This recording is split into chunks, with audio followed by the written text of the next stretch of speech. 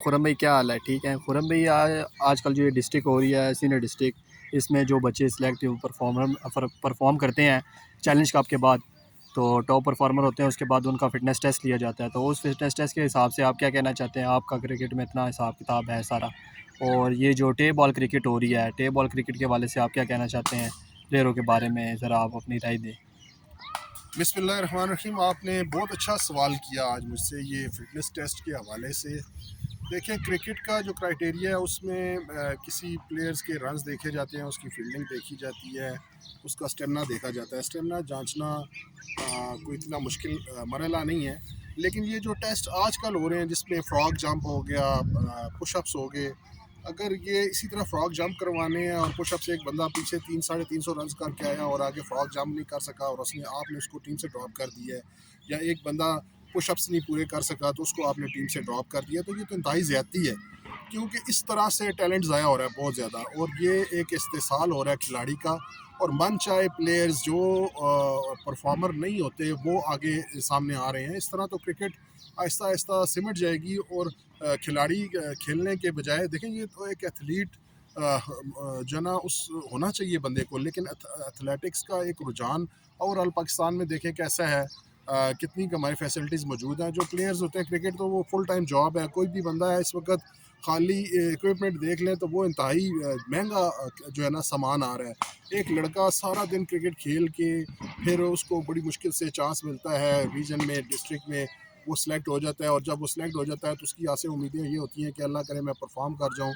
Perform करना भी मुश्किल होता है, फिर वो परफॉर्म कर जाए और उस सारे मराहल को क्रॉस करके फिर दोबारा उसको ऐसे फिटनेस टेस्ट उसकी जांचने के लिए रख दें जिसका क्रिकेट से सरन कोई तल्लक ना हो। तो ये कोई मसला नहीं, किसी से रनिंग करवाई जाए, फील्डिंग करवाई जाए, दौड़ लगवाई जाए, वो तो समझ आता है। लेकिन ये फ्रॉग जाम, ये पुशअप्स, इनका क्रिकेट से कोई वास्ता नहीं है। और इन पे अगर आप किसी लड़के को जो है वो अनफिट क्रिकेट के लिए डिक्लेयर करते हैं तो ये ज़्यादती है। तो बिल्कुल इस सिस्टम से इज्तनाब करना चाहिए ताकि क्रिकेट फूले फले और परफॉर्मर लड़के सामने आए, और फिर बैलेंस एक माहौल रीजन के अंदर, डिस्ट्रिक्ट के अंदर होना चाहिए कि न्यूट्रल अंपायर्स हों, 30 ओवर 50 ओवर लीग्स हों, 3 डे बड़ी क्रिकेट रुशनास कराई जाए ताकि प्रॉपर तरीके से एक लड़के परफॉर्म करके आएँ और उनके स्कोर बुक्स जो है ना, स्कोर शीट्स उनकी सिफारिश हों, ताकि जो है ना एक मेरिट बेस्ड सिस्टम आए जिससे लड़के जो सेलेक्ट होके आए उनका कोई फ्यूचर हो। अभी आपने दूसरा जो सवाल किया वो टेप बॉल क्रिकेट के हवाले से है। हम भी टेप बॉल क्रिकेट खेलते रहे अपने दौर में। बहुत अच्छे अच्छे प्लेयर्स उस वक्त होते थे। लेकिन टेप बॉल क्रिकेट सारे जो लड़के आते हैं हार्ड बॉल में वो ज़्यादा टेप बॉल से ही आते हैं। लेकिन जो अब टेप बॉल का म्यार है उसको भी ज़रा जांचना चाहिए इस वक्त। इसको तो मैं कहता हूँ हुकूमती सतह पर भी देखना चाहिए। बैट जो है वो उसका साइज़ बहुत चौड़ा कर दिया है इन्होंने टेप बॉल क्रिकेट में, और वो तरह तरह के बैट आ गए हैं। और बैटों की कीमतें देखें, 12 से 15 हज़ार, मतलब एक टेप बॉल का बल्ला 1000 1200 से ऊपर कतन नहीं होना चाहिए। और ये 15-15 हज़ार, 20-20 हज़ार, 12-12 हज़ार के बल्ले आ गए हैं। पता नहीं कौन सी लकड़ी इस्तेमाल हो रही है जी। और उनको यहाँ पे बहुत अहमियत दी जा रही है। श्रीलंकन लकड़ी आ गई, फलानी आ गई। और फिर बॉलें देखें, बॉल का साइज़ जो है नॉर्मल इतना होता है, वो अभी इतने इतने बड़े बॉल, और उन्हें जनाब पता नहीं कौन सी गैस भरी होती है, बल्ले के साथ लगने की देर होती है और बॉल जनाब बाउंड्री से बाहर जा रही है। और 4 ओवर और 3-3 ओवर के मैचेस हो रहे हैं, और 4 ओवर और 3 ओवर एक खिलाड़ी खेल के आगे आ रहा है नीचे से। कम से कम 12 ओवर की, 10 ओवर की, 8 ओवर की क्रिकेट हो, कोई बॉलर 2-2 ओवर करे तो बॉलों का भी जो है ना वो जो म्यारी बॉलें हो जो पहले जैसी होती थी, चलो फिर भी समझ आती है। और ये जो क्रिकेट इससे हो रही है, इससे तो को बॉलर मेरे ख्याल में आगे इमर्ज करके आना उनके लिए इंतहाई मुश्किल है।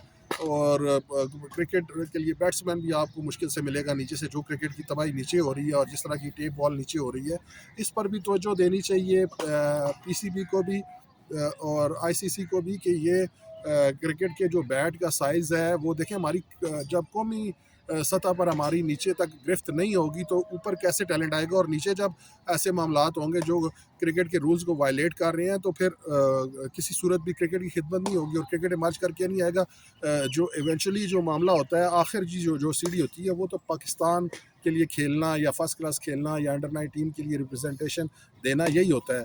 लेकिन अगर वो बंदा किसी सूरत भी किसी फॉर्मेट में नहीं आ रहा और वो खाली टेप बॉल खेल के जो है ना वो अपना कर रहा है, उसमें फिर मैंने इलाकाई सतह पर बड़ा इस्तेसाल देखा प्लेयर्स का कि अगर कोई गांव देहात में कोई टूर्नामेंट हो रहा है तो कोई 2-4 स्पॉन्सर्स मिल जाते हैं जो टूर्नामेंट ऑर्गेनाइज करते हैं, अच्छी बात है। लेकिन प्लेयर्स जो होते हैं वहाँ पे मकामी बंदों को नहीं खिलाया जा रहा होता।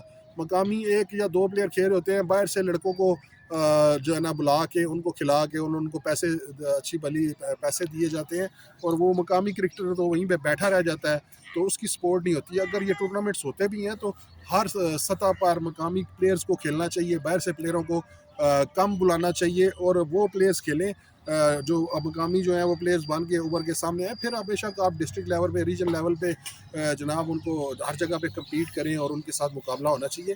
ये जो क्रिकेट के साथ टेप बॉल में जो मामला है और ये जो फिटनेस वाला मामला है, ये इसमें बहुत सारा नुकसान पाकिस्तान क्रिकेट का भी हो रहा है, हार्ड बॉल का भी हो रहा है और एक प्लेयर का भी बहुत ज़्यादा नुकसान हो रहा है। इस तरह क्रिकेट आगे बन नहीं रही, बिगड़ रही है।